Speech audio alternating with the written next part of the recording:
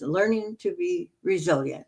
And I'm the author of a book called Learning to Dance in the Rain, Surviving Grief, Internet Dating, and Romance Scams, and a second book called Scams. And this is how I got going on this my podcast, was to tie in some of the things that I had learned when I was writing my book. Today's guest, I'm very happy to uh, tell you about, is Annie Rettic, and she's an author, speaker, a storyteller, and a lifelong musician. She studied classical singing at Northwestern University in Illinois, and she reinvented herself afterwards and got back to the land and started doing folk music, bluegrass music, and um, Irish music, some Celtic music. So I'm very happy to introduce her today as an author of a book called Gratitude, A Path to Grace. And we're going to talk about that and her experiences. Come on out, Annie, and join me on Learning to Dance in the Rain. Hello there. How are you? I'm so fine and happy today, and just happy to be here in the middle of a snowstorm. Oh, it's snowing up there. We're in Michigan, aren't we? Yes, we are. And it is snowing here too. I have a dentist appointment after I get through here, but I don't think I'm going to go. There's a lot of snow out there. Yes, I'm canceling 24 hours in advance. Well, I don't know what I have. Well, that would be better than having an accident on the way. Absolutely. Yeah. So, tell us more about yourself. How did you get involved in writing, and how did you get involved in your music? I got involved in writing during the pandemic. I had been in music probably. Well, I took viola lessons when I was 10 and kept on with that. And then I took singing lessons and went to music school and got a degree in classical singing. And right in the middle of that, I heard folk music in a dorm, in the dorm on somebody's stereo. And I went, Joni Mitchell, oh my God. All I had ever heard was top 40, So I fell in love with that, and I decided I didn't want to be singing beautiful music, as beautiful as it was, in other languages. And I didn't want to stand on stage and just sing. This was before subtitles. When you would go to an opera, you just had to absorb the music. And I wasn't there anymore. I fell in love with folk music, and then I went back to the land, and I did that for decades and raised some kids, and just all the while I was developing and learning about roots music. It was just a very, very slow reinvention, and it was. And then during the and I started doing keynote concerts. I went into a mastermind where we were musicians as songwriters tell stories. So I thought, well, this is good, because he said, why not be a speaker? And then you're a storyteller. You tell a story, you sing a song that illustrates the point. So this was before the pandemic, and I was doing that. And then the pandemic happened, and I couldn't get into any of those places. So I found rooms in Clubhouse and Zoom, and I fell into, I had already been writing about gratitude, writing songs. My lyrics were all about how good life was. And we can go into how actually how I found gratitude. But this is like just a quick synopsis, is that after I found gratitude and started writing songs, all of my songs, most of them were about how good my life was. And then I got an email, or somehow I got on somebody's list about a community book project 365 Days of Gratitude. And Oh. okay, this is a no-brainer. I can't go into venues. I sing and talk about gratitude. So I did an essay in that book, and that led to my book, Gratitude, A Path to Grace, with that same editor. And Mm. then, things just progressed from there. And so here I am. Yes, I was glad to meet you when we were in Niles, Michigan, at the district library for a sell your book and your CDs. We happened to be right next to door to each Yes. other. I mean, that was a fun day, and it was full of snow, wasn't it? Or wasn't Yes, that? it was. We Yeah. had a snow. I think so too. So it, We made it. I actually had some neighbors come down and shovel out my driveway because the guy next door wasn't going to plow the driveway. He has a plow, but he wasn't coming out. And oh. I said, this was the night before. And I thought, oh, it's snowing.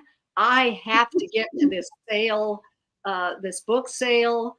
And so I asked them to do me a huge favor. I couldn't even walk hardly. After I saw you at the book sale, my legs just got worse. Oh, really? Yeah, and so I wasn't going to get out there and shovel my driveway, but I thought, well, I've got to get to this book sale. I knew something momentous was going to happen. But lo and behold, well, my sweet neighbors, and I hope she's on right now, Carla Kelly, I love you. Yeah. Carla Kelly Near. She and Yeah. her husband came down. They couldn't even get out their own driveway, so they brought their shovels and shoveled my driveway out. Mhm. Another proof that God gives me what I need when I need it, and He always has my back.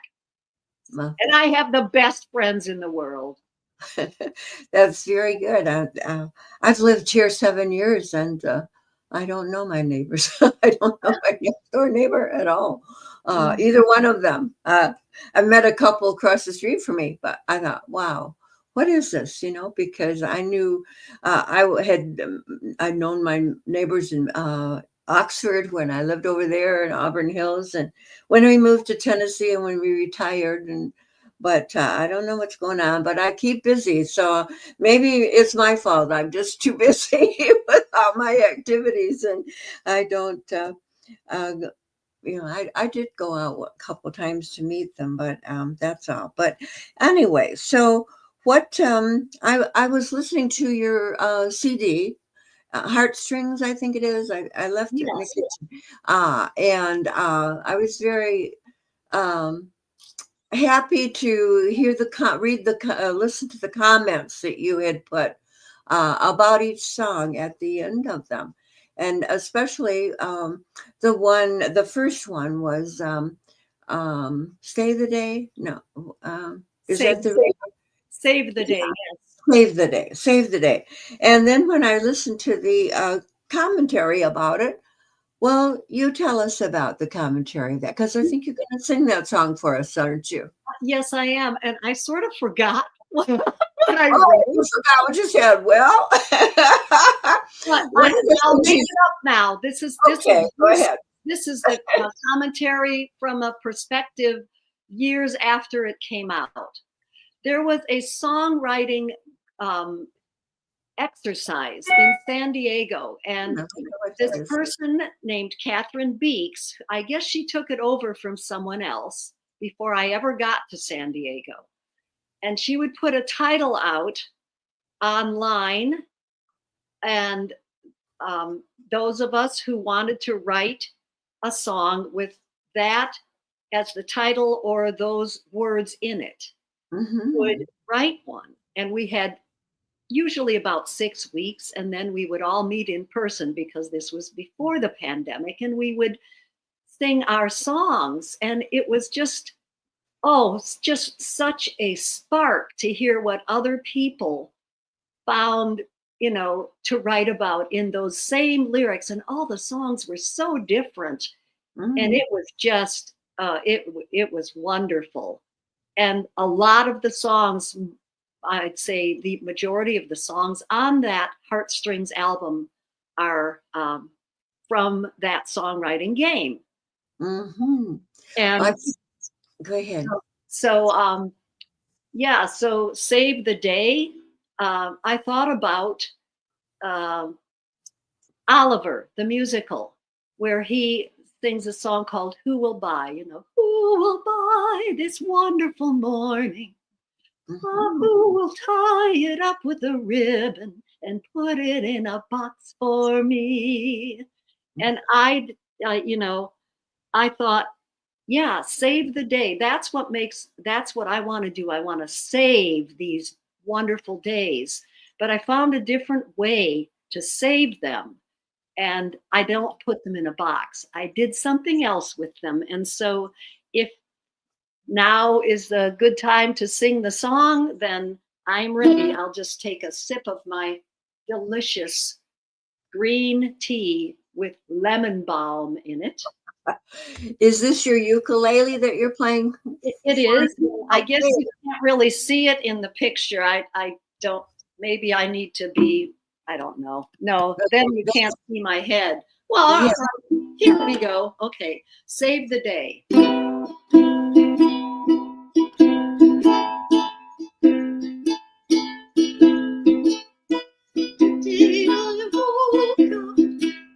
the sound of the ocean, pounding on the beach 5 blocks away. It made me feel so cozy in my little cottage as I rose to greet another brand new day. I walked into the yard, felt the sun upon my face, and thanked the serendipity that led me to this place.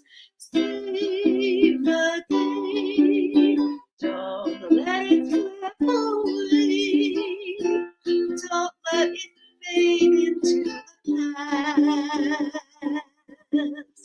Keep this bliss forever in my heart. That's the way to make it last. Save the day.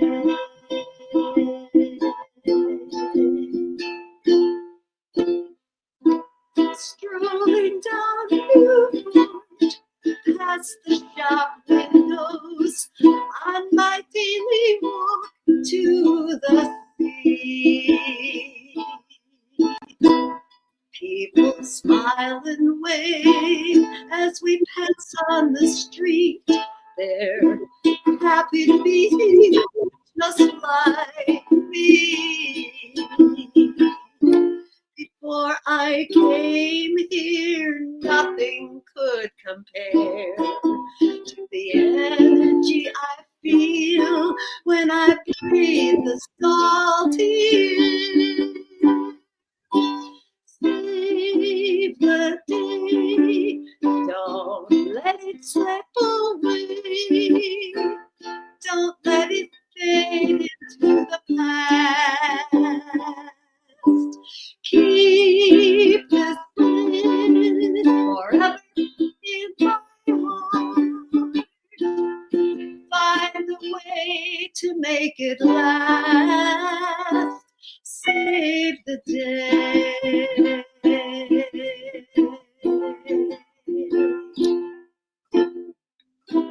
Now the end of the day. I watch the sun slide down into the sea as each leaf retreats into the night. It is a jewel, unique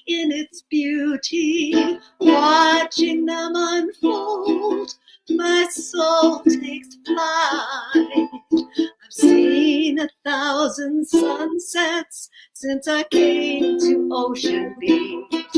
With each one I'm reminded that my dreams within my reach. I keep them in a scrapbook in the corner of my mind, to be taken and looked at when the world seems too unkind.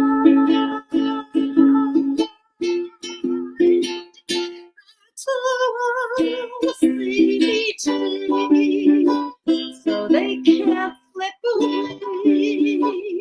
They'll never fade into the past. I'll keep this bliss forever in my heart.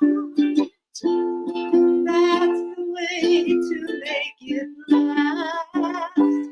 It saves the day.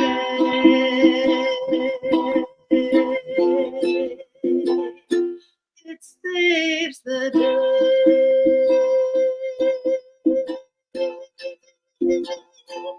I'll save the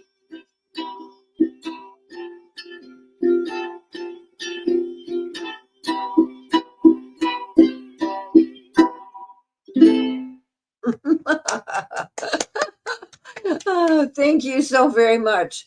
That Thank you. transports me to the beach, away from all the snow and cold. Yes. I was Well, reminded. I'm wearing a scarf that does the same thing. It's Oh, my is that favorite right? scarf. It's called Under the Waves. Oh, I actually bought it as a reward to myself when I gave my first keynote in somebody's yard. It was a oh. potluck, and I decided I was gonna reward myself. Mhm. So I had seen the scarf in the window. It's beautiful colors. Yes, Beautiful all my colors. favorite colors: Yeah. the turquoise, the lavenders, the purples, all the different shades of aqua, Of and the water. The water is always a different color. It's amazing. I was standing on a high hill in Guam many, many, many years ago and looking out at the water. And gosh, there were at least 4 different colors of the water and then the sky above it. It was just very amazing. But yeah, I was transported to some of my memories of when I was in Hawaii. You said you bought your ukulele in Hawaii. I Uh, did. yeah, Yes. I bought mine in Hawaii too. Many years ago. But I played it for a while, and I'll take it out once in a while. But I'm not nearly Mm. ready to play it for anybody else. Well, I wanted to get a ukulele because I'm not. My hands are very small, and I know how to play guitar, but when I write a song, it's just there's I don't do the normal 1 4 5 progression with I throw some chords in there. My brain goes other places. And when I started out, I wanted to be different. I didn't want my songs to sound like everybody else. Mhm. And I had all the theory and all that stuff from being in music school. And so but I couldn't play stuff like a diminished, and I certainly couldn't play bar chords Mhm. on my guitar. And so the first thing I did was I built a dulcimer because also I thought, well, I'll never be a great guitar player. I'm 20 years old. I can't sound like Joni Mitchell, but she Mhm. plays dulcimer. So I bought a kit for $20. Oh, really? First and only time I ever used tools. Uh-huh. and that dulcimer sits in my daughter's house right now, about a mile and a half from here. It was so I built that dulcimer, and then I started doing covers, and eventually I wrote songs. But I was So covering Cat Stevens and Joni Mitchell and James Taylor, anything that sounded good on a dulcimer. it was it was exciting to see these names of these people that I used to uh, follow also. Yeah. Uh, in fact, Joni Mitchell and her parking lot Oh, song yes. was one of my favorites at the time.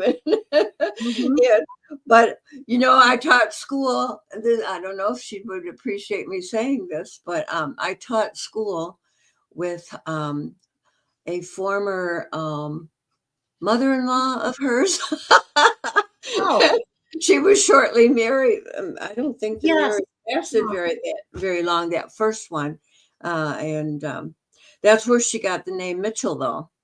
It was, yes. yeah. And she I kept the it. kindergarten teacher was Mrs. Mitchell. She was her mother for a short time, but so that was exciting.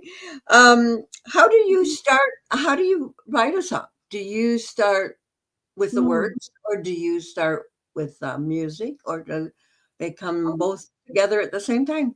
I sometimes I have a tune, but most often I start with the words, and a lot of my songs start with a chorus. That seems to be where my mind goes first, maybe Mhm. because of the songwriting game, and that is often where you want the hook, would be in the chorus, the Uh-huh. quote hook. But the first song I wrote, called Bottom of the Well, which is not on my Heartstrings CD, but it's the first song I wrote, which I talk about in my book, how it came to me. I took it to Nashville. I went to the songwriters symposium, with my friend, Sweet Joyce Ann, aka Joyce Martin, and I took the song to a critique, and they basically said, "You did everything wrong. You buried the hook.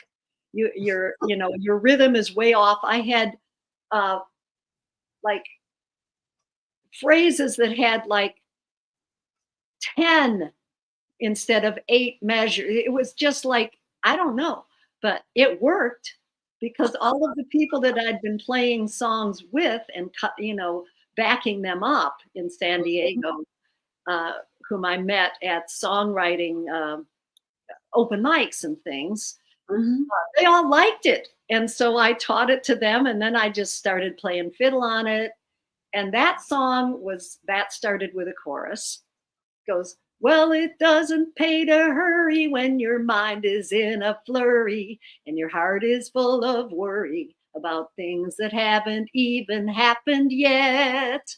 Oh, I Take like that. time to look around you. Your life's richness will astound you. Get your feet back on the ground before you do something you really will regret. And then the song goes on about all these things that happened to me on the way out to San Diego, Mhm. that were sort of misadventures. And then, but the actual title of the song comes in the third verse from a Chinese fortune that I drew out of my Chinese meal when I stopped on the way out to San Diego. It said, Mm. um, "The sky seems small when looked at from the bottom of a well." Now, to me, that immediately meant, look at the big picture, don't get caught up, in details. And so it inspired the song. So anyway, that's how that song got written. Um, the songwriting, the game that's a lot where a lot of my songs came from, a lot of them. So I'm not really a prolific songwriter, and I haven't written one in well, let's see, last one I wrote, I don't know, maybe a decade. But I finally got an idea for a new song this year, so I think I'm going to be writing it again. Well, very good, very good. So that was well. That kind of leads into the question I was going to ask last, which what's next for you? You've got the speaker, you've got your storytelling, you've got your songwriting and singing, and Yeah. what's the future hold? Do you think? Well, I'm writing a podcast. It's a limited edition podcast. and it's called Grow Your Gratitude.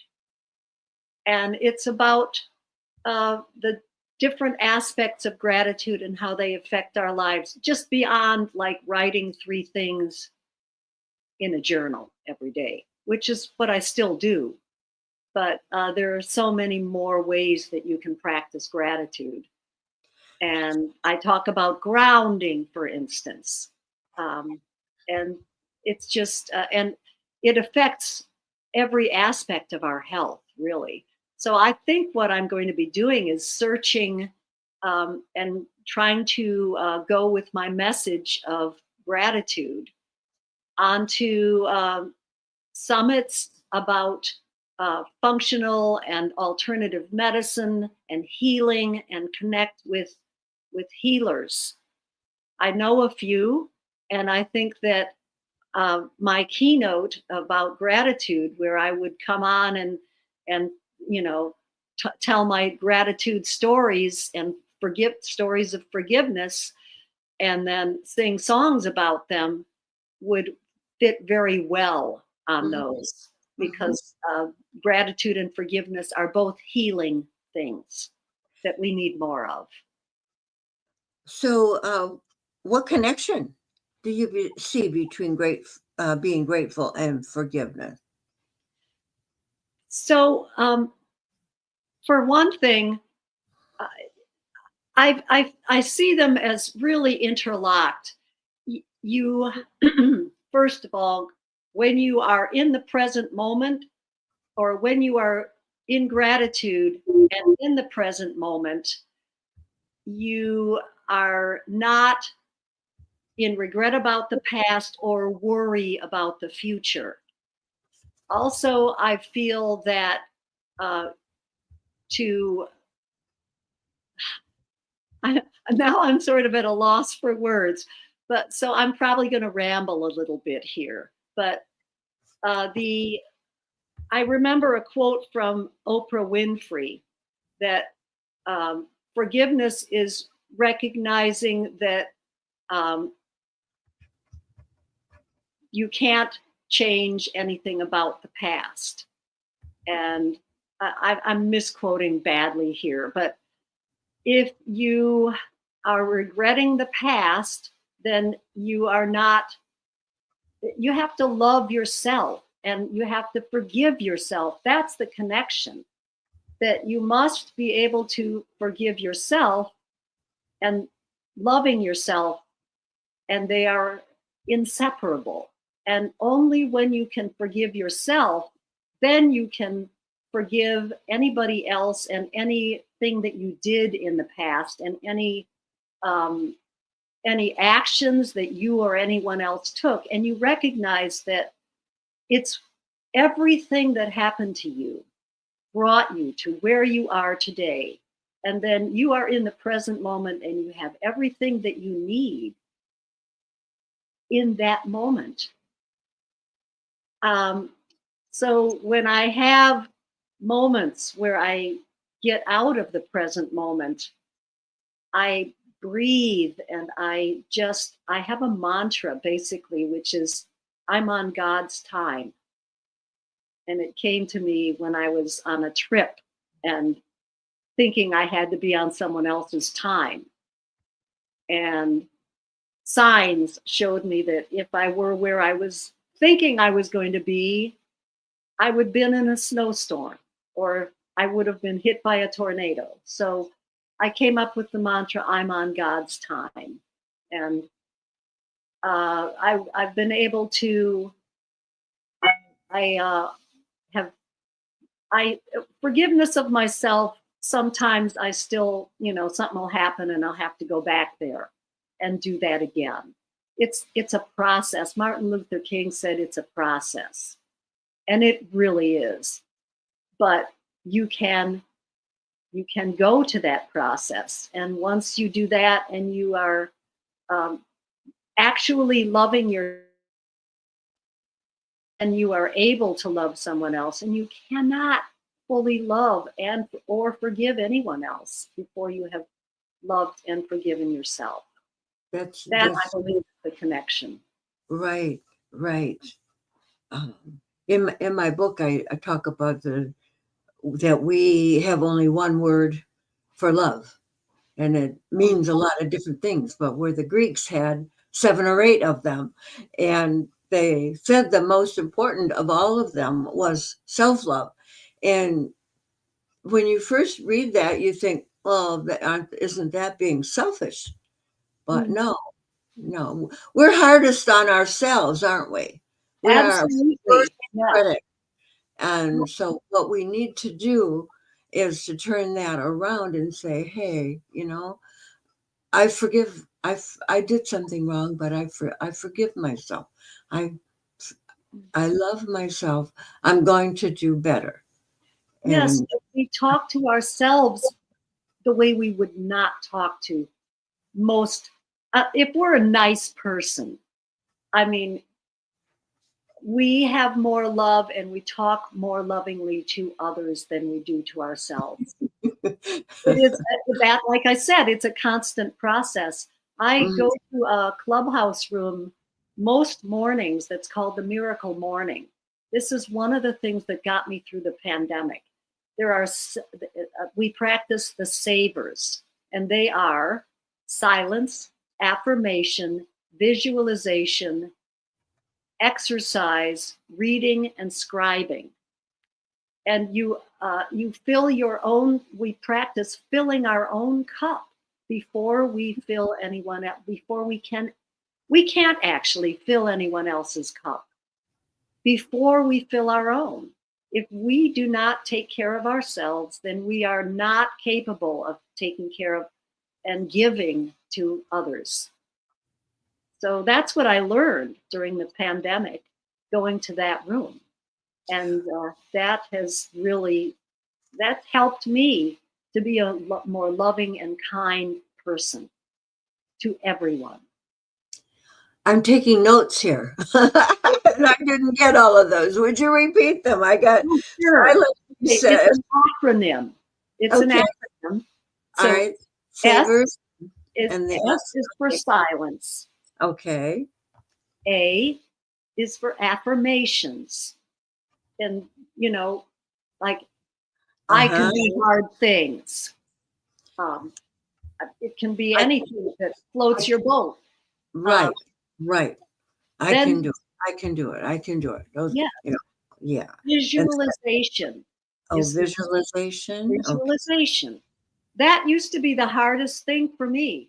But I realize now that I found the house I'm in, which was an absolute miracle, and that's going to be my next book, um, by visualizing myself in a house for 5 years while I had no home and was shuttling back and forth. Well, I wasn't homeless, but I had Mm-hmm. no home, and I was shuttling back and forth between Michigan and California, living with family members. I was going on to Clubhouse and I was doing the visualization, the affirmations, and I got stronger. And then, of course, okay, so that's visualization. Exercise. Okay. Yeah. Now, I love walking. When I was in California, I went swimming nearly every day. I love the ocean, swimming in the ocean. And I found out later that that is a very, very strong form of grounding. Mm. You're grounding when you're in the ocean. All I knew was that when I swam out past the breakers and looked up at the sky, I felt like I was floating on the surface of the big blue marble, and I felt like I was part of everything. It Mm-hmm. was just ecstatic. And so uh, that's exercise. And And I like the walking. water soothes us too, and Yeah. calms us, and yeah, it's very, it's So amazing. swimming is my favorite, but when I can't do that, I like to walk. I walk every day. And then reading. So reading something that feeds your soul, not reading headlines and scrolling through Facebook, reading something that actually feeds you, and then scribing, which can be writing down an affirmation, writing down, you're scribing right now. I Yeah, am. those are the savers. And I do Sure, them yeah. every day. Yeah. Uh, Miracle Morning is the name of the clubhouse, and it's written by, it's after a book by a man named Hal Elrod, who saved his own self really by finding those savers. huh. And Hal Elrod, The Miracle Morning. Oh, That, morning, MOR, and then, okay. yeah. Let me see if I can find the book, because I know okay. So here's the book. Oh, Miracle Morning. Okay. And Yes. Conrad. Yeah, I've got that. Okay. Very good. Very nice. Okay, let's back up a little bit to your writing or to um, a tough time in your life. What led you to get into the gratitude? Or, I mean, Yeah. something bad happened to you, right? Yeah, a couple of bad things actually. Okay. I lost control of my health. I, having gone back to the land, we grew. My husband and I, we grew a huge organic garden. We planted fruit trees. We raised our kids that way. We had chickens. We had goats. I milked the goats. We had turkeys. One Thanksgiving, everything that we had on our table came from our land. And the turkey was so big that I couldn't even get it out of the oven. I had to have help, you know. Um, so I went from thinking that I had this was my role in life, right? I was I was responsible for my family's well-being, and then one day and I was playing music, and I thought I was on top of the world, and I was like uh, in control of everything. And uh, during one of my performances, I had this terrible pain. It was felt like someone was stabbing me, and it turned out that um, I had an acute appendicitis. Oh, wow. I didn't know the pain could be in your back. That's where it was. I thought it was the flu, and I had my appendix out. And they did it with the laparoscopy, and then I got adhesions 3 weeks later, and I had a operation where they actually had to cut me open and pull everything out and put it back. Oh, my. So here's my faith that if I do everything right, I Mm, can control my health. Well, I couldn't. And mhm. I was weak as a kitten.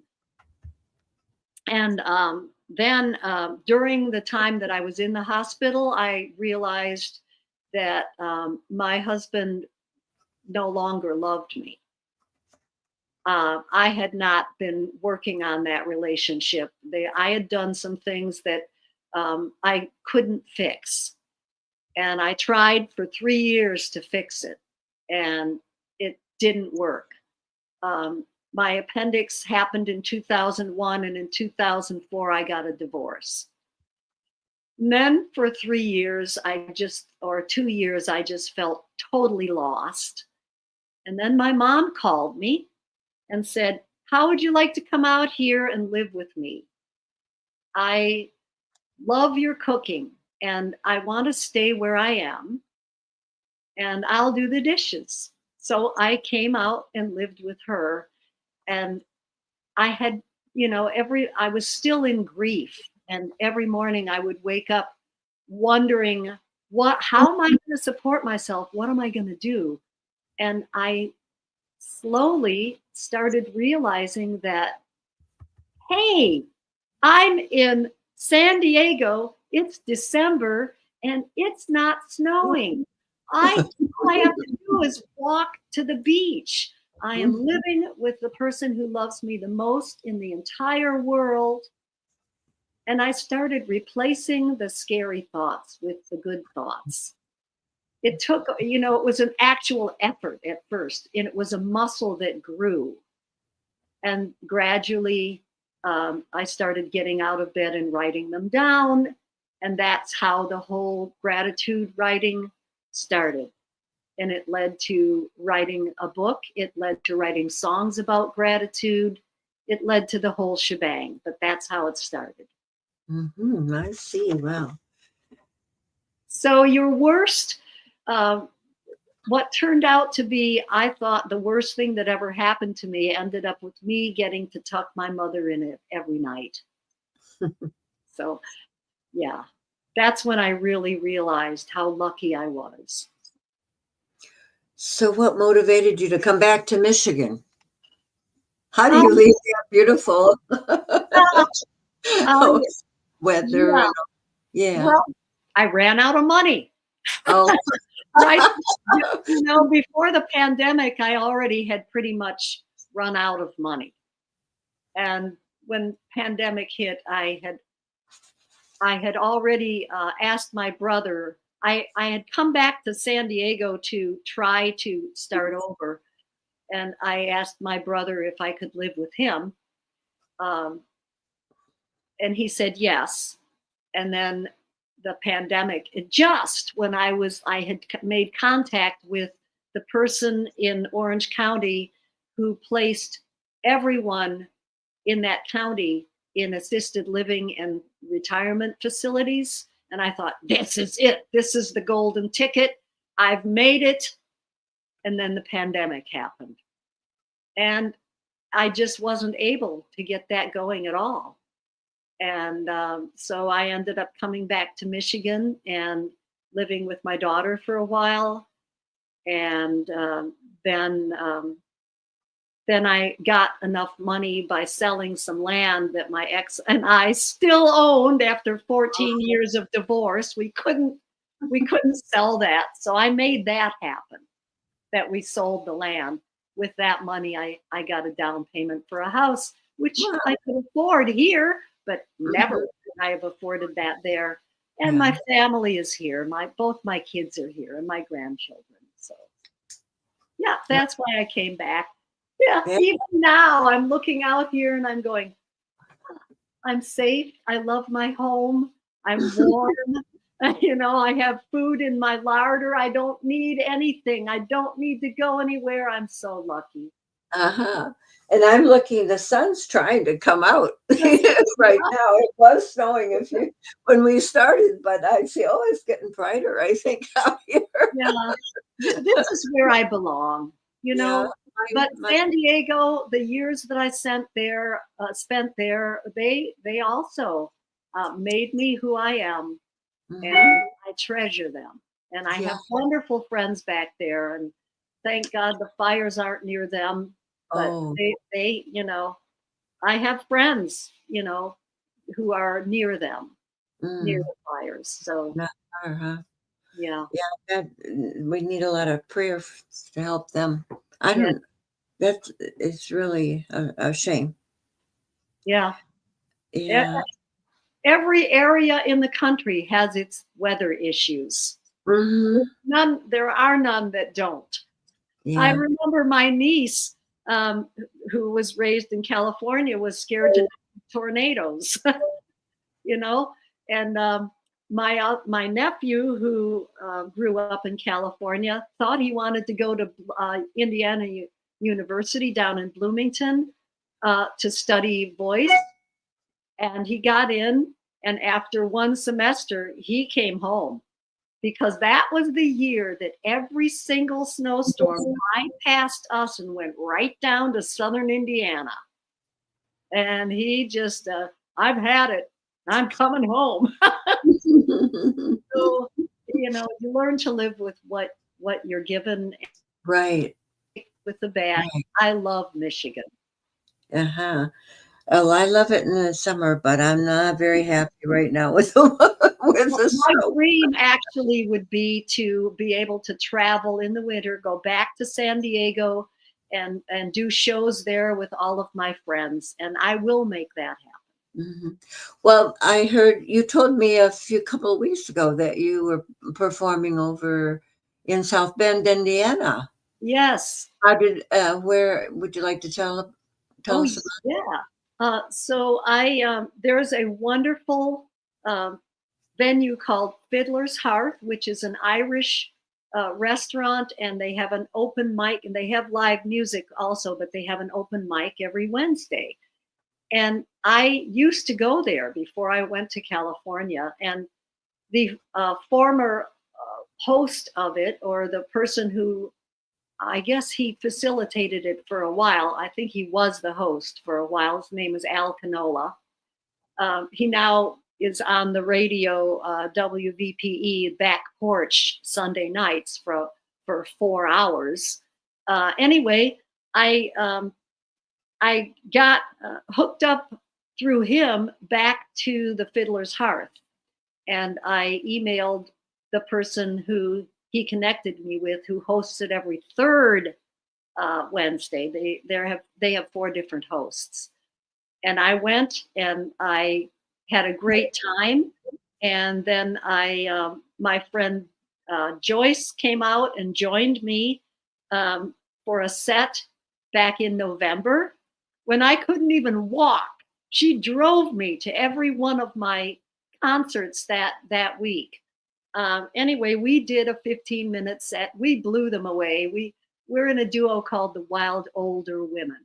Not wild old women, wild older women. There's a whole spiel about that, about how she, when she got her AARP card, she said, "I'm not old." You get it when you're 50.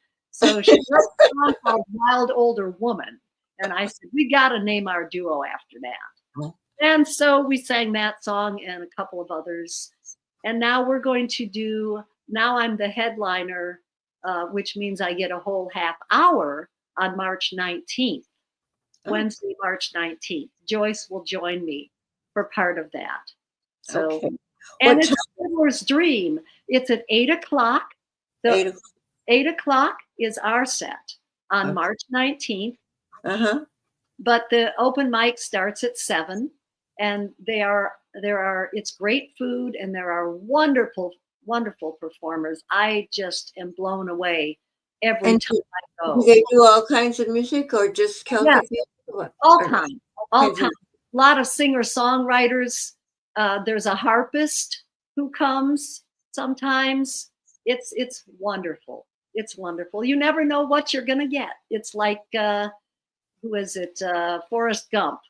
You never know what you're going to get. Life is like a box of chocolates. That's very good. So come on out, because it's a wonderful venue. Okay. Well, I guess we're going to have to wrap this up. It's getting close to the end here. I want to thank you for being here with me. And how would my listeners connect with you if they wanted to get your books or set you up with a concert? Well, is there some way that I can? I didn't send you the link to my book on Amazon before the show, but can you put it? It is on Amazon, right? Yes, it's on Amazon. It's and it's called Gratitude: A Path to Grace by Annie Rettic. Okay. It's available as a Kindle or the soft cover that you showed. It's a short book, but I like to have a book in my hands. They can send me an email at obrettic@gmail.com. If they would like a song, I will send them a song. So they can email me at obrettic@gmail.com. No capitals.